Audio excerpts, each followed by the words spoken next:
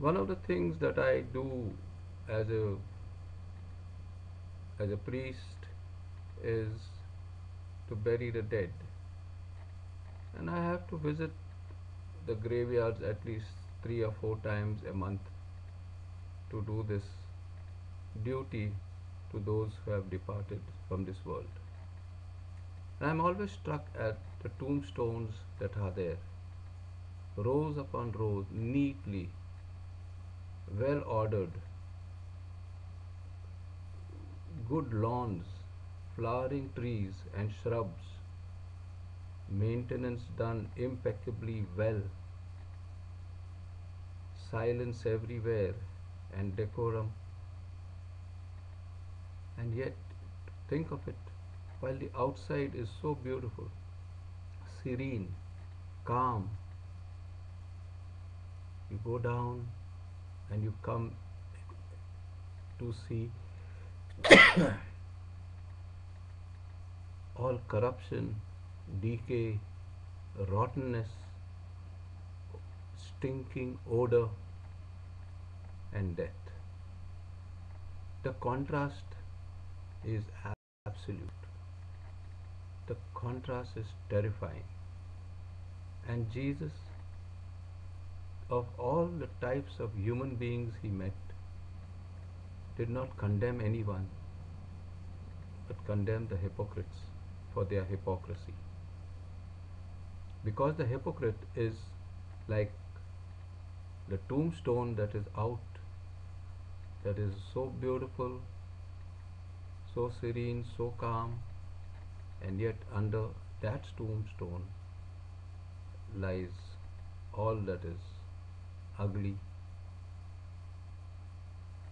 all that is rotten, all that is decaying and corrupt. And Jesus compared the hypocrites to that.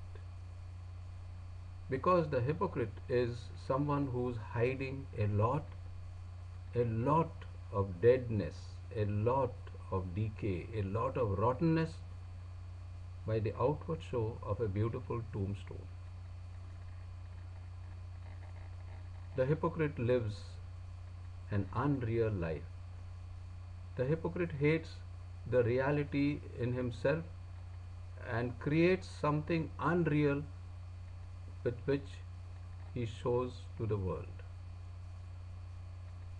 As time goes by, the hypocrite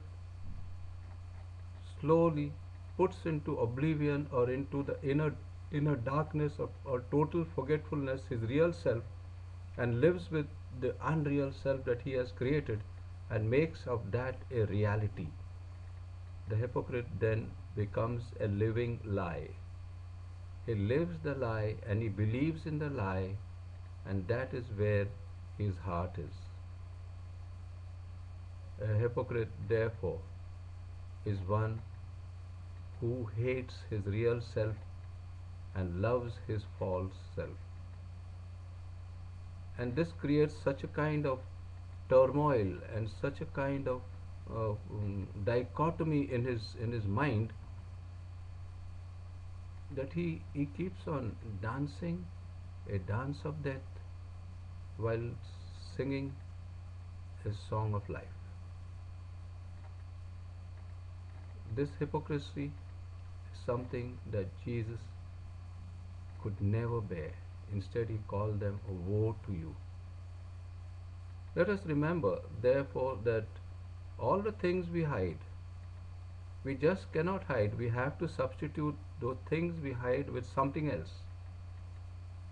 And that something else becomes real for us. We keep on believing in it, and sometimes we die with it.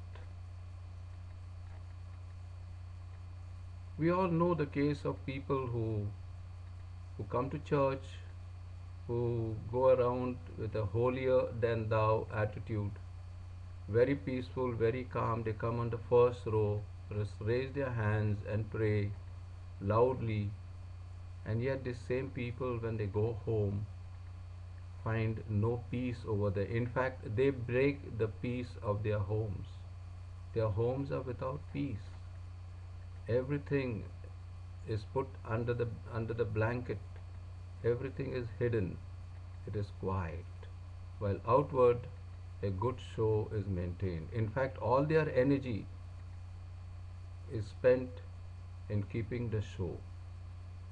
A hypocrite is one a born showman.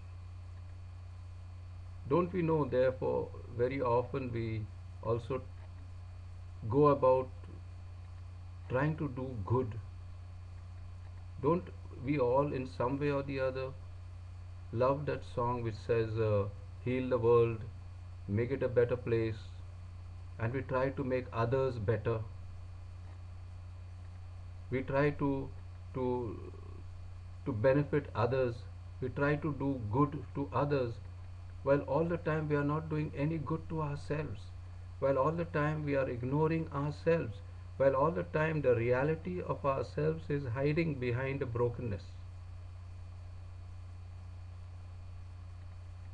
The hypocrite has to come to his senses, because before too long the real in him dies to him, and the unreal takes on a life of its own. It is a very sad thing, and yet, is there a way out? There is only one way out. A one way out is to break the tombstone on top, confront the rottenness that you have been hiding for so long, confront the decay, confront the corruption face to face. Do not be afraid of it. Do not be afraid to ask for help. Do not be afraid to show who you really are, and the truth will set you free. The hypocrite is a living lie. Do not live, do not become a lie. You are meant to be the truth. You are meant to be the light. You are meant to be God's presence in this world. If you don't be that, and you shun that, then you have shunned everything. Let us therefore, before healing the world, before making it a better place, begin by making ourselves